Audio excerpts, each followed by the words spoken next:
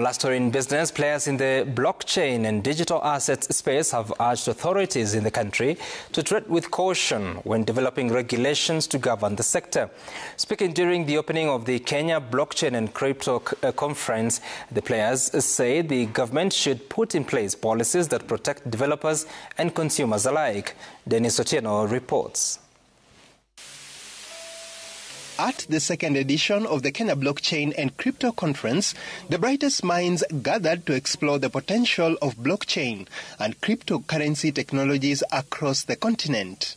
Regulation of the fast-rising space was among key areas of concern. We have seen in the last 10 years that on the crypto space in particular, there have been some bad actors, and that is the case for any new technology that comes into the market. If there's money to be made, you will have some bad actors coming in, which means, yes, we do need some regulatory guardrails. Adoption of blockchain and crypto assets has been gaining momentum at a time when Kenya's financial sector is developing sophisticated products for the market.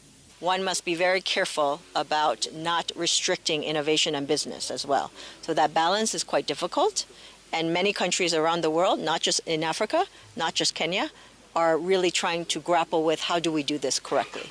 So obviously the way regulation has been used as a weapon against Africa. Regulation should simply keep the bad actors out and allow innovation to flourish. So we need to go back to what regulation should be.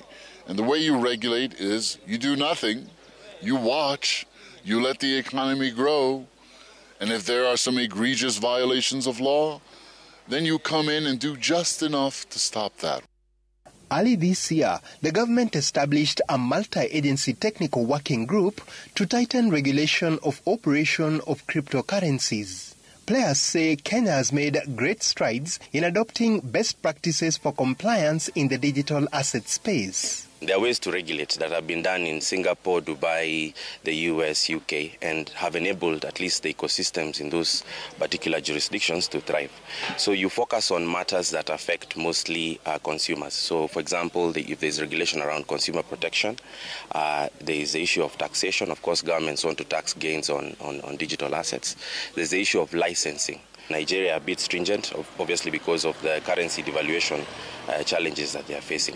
So the regulatory space in Africa is not even, but I would say Kenya is midway in that process. Kenya is among the most active countries on blockchain and crypto asset trade in Africa. And even though stakeholders have welcomed controls, many say the proposed regulations should evolve alongside innovation.